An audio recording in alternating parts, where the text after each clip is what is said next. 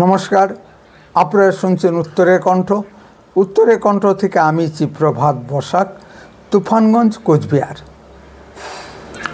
এটি একটি একাডেমিক আলোচনা। ভারত বিভাজন ও হিন্দু হত্যাকারী একটি রাজনৈতিক দল মুসলিম লীগ স্বনামে আর জনগণের সামনে আসতে পারছে না। তাকে নাম ভারিয়ে ছদ্মনামে পশ্চিমবঙ্গের জনগণের সামনে আসতে হচ্ছে। সেই ছদ্মনামটি কি তৃণমূল কংগ্রেস?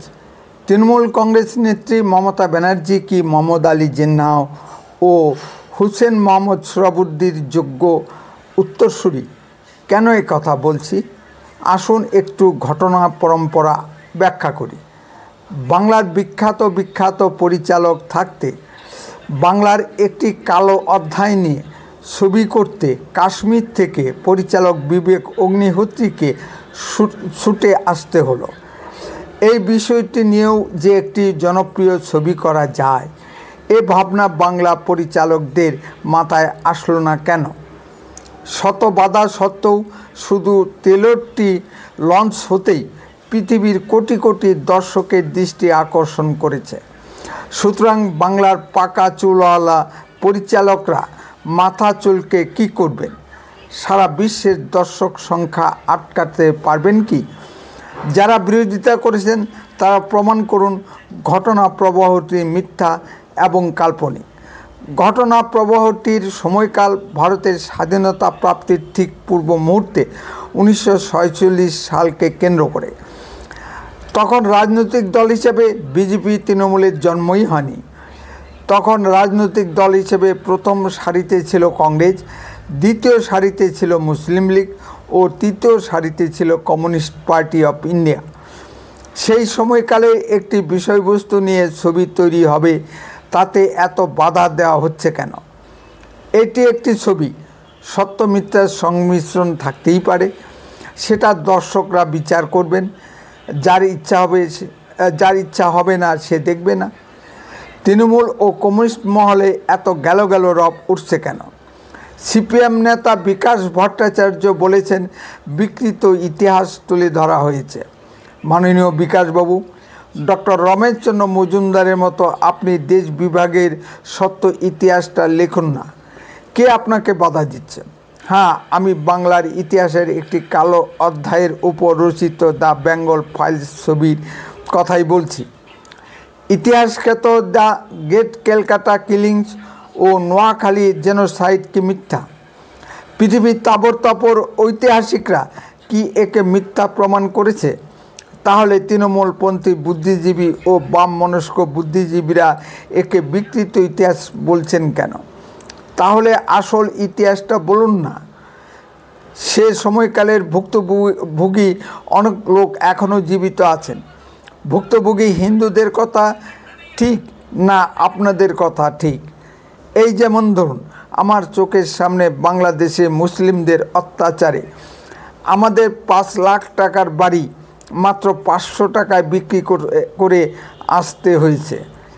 আপনি হয়তো বলবেন এসব কল্পকাহিনী বিশ্বাসযোগ্য নয়। হতে পারে।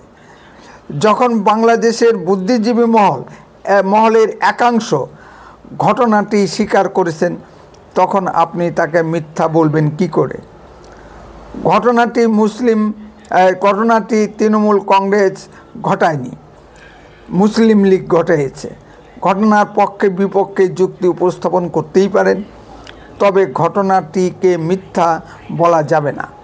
তাহলে তৃণমূল কংগ্রেসে এত দায় পড়ে গেল কেন?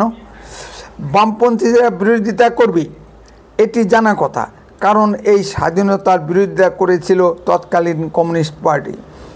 তৃণমূলের বিরোধিতা কেন? আসল বিড়ালটা ঝুলি থেকে বের করুন। উত্তরপ্রদেশের বাহরাইচ জেলার এক মুসলিম পরিবার অপকর্ম করে পুলিশের তাড়া খেয়ে নেপালে গিয়ে আত্মগোপন করে থাকে। নেপালে গিয়ে সে হিন্দু হয়ে যায়, কারণ নেপাল তখন হিন্দু রাষ্ট্র। বর্তমান প্রজন্মের নাম লালবাবু রাউত। হিন্দুদের মতো সে শিবরাত্রি, দশেরা সব উৎসব পালন করে। চেহারা দেখে বোঝার উপায় নেই। কমিউনিস্ট আন্দোলনের ফলে যেই নেপাল ধর্মনিরপেক্ষ রাষ্ট্রে পরিণত হয়, সঙ্গে সঙ্গে সেই পরিবার নিজের আদি স্বরূপ প্রকাশ করে এবং মুসলমান হয়ে যায়। হিন্দু হিসেবে সেই পরিবার ইতিমধ্যে বিশাল সম্পত্তির মালিক হয়েছেন এবং নেপালের মধ্য প্রদেশের মুখ্যমন্ত্রী পর্যন্ত বনে যান। মমতা ব্যানার্জির পরিবার কি সেই অবস্থা হবে? আমরা তা জানি না। আসলে মমতা ব্যানার্জি মোহাম্মদ আলী জিন্নাহ ও হোসেন মোহাম্মদ সোহরাবুদ্দির যোগ্য উত্তরসূরি। হিন্দু ভোটের কারণে নাম মমতা ব্যানার্জি, কিন্তু আসল নাম মমতাজ বেগম।